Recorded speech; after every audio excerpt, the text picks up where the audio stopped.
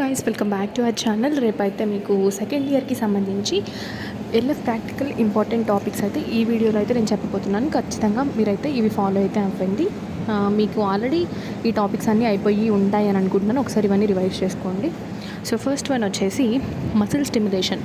So motor point stimulation అయితే చాలా important. Flexor compartment and extensor కంపార్ట్మెంట్లో ఉన్న మసిల్స్ అన్ని చూసుకోండి, both upper limb and lower limb. And also Seddon's classification చాలా important. And next Sunderland classification కూడా ఉంటుంది, అది కూడా చూసుకోండి. And also nerve palsies. So radial nerve palsy ఎలా వస్తుంది, and also median nerve, ulnar nerve, and also వాటి root values కూడా చూసుకోండి. అండ్ అయంటోఫోరెసిస్, అయనైజేషన్, ఈ టాపిక్స్ కూడా చాలా ఇంపార్టెంట్. అండ్ ఆల్సో ఇంకా ఫారడిక్ ఫుడ్ బాత్. ఈ ఫారడిక్ ఫుడ్ బాత్ కూడా చాలా చాలా ఇంపార్టెంట్. ఫారడిక్ ఫుడ్ బాత్లో ఎలక్ట్రోడ్ ప్లేస్మెంట్ కానీ దాని యూసెస్ కానీ చూడండి. అండ్ అలాగే హైపర్ హైడ్రోసిస్కి సంబంధించి అది కూడా చూసుకోండి. సేమ్ యాజ్ ఫారడిక్ ఫుడ్ బాత్ ఎలా చేస్తామో అలానే మనం పామ్స్ అనేవి ప్లేస్ చేసి హైపర్ హైడ్రోసిస్ ట్రీట్మెంట్ కూడా చేస్తాం. సో అది కూడా చూసుకోండి, ఆ ప్రొసెసర్ కూడా. And also TENS electrode placements చూసుకోండి. అండ్ అలాగే ఐఎఫ్టీలో ఎలక్ట్రోడ్ ప్లేస్మెంట్ ఎలా ఉంటుందో చూసుకోండి. And also SD curve. So SD curve కూడా చూసుకోండి. ఎస్డి కర్వ్ కూడా చాలా చాలా ఇంపార్టెంట్. అండ్ అలాగే నెక్స్ట్ వన్ వచ్చేసి NCV, nerve conduction velocity test, ఇది కూడా చూసుకోండి.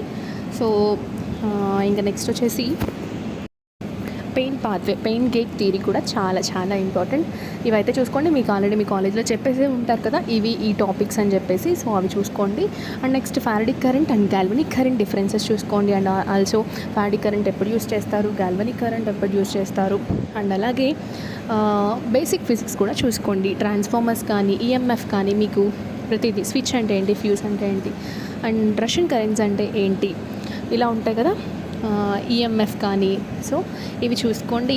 అండ్ అలాగే టెన్స్ టైప్స్ కానీ, ఐఎఫ్టీలో ఎలక్ట్రోడ్ ప్లేస్మెంట్ కానీ, యాక్టివ్ ఎలక్ట్రోడ్ ఏంటి, అండ్ ఆల్సో ఇన్యాక్టివ్ ఎలక్ట్రోడ్ ఏంటి అనేది కూడా చూసుకోండి.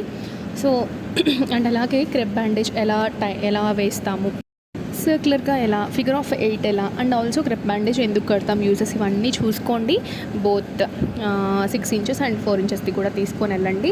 లోవర్ లిమ్కి అయితే పెద్దది క్రెప్ బ్యాండేజ్, అండ్ చేతికి అయితే అప్పర్ లిమ్కి సంబంధించి అయితే చిన్నది క్రెప్ బ్యాండేజ్ అయితే ఉంటుంది కదా, అవి తీసుకెళ్ళండి. సో బాగా పర్ఫామ్ చేయండి. సో తప్పకుండా all the very best to my lovely subscribers. Thanks for watching. All the very best.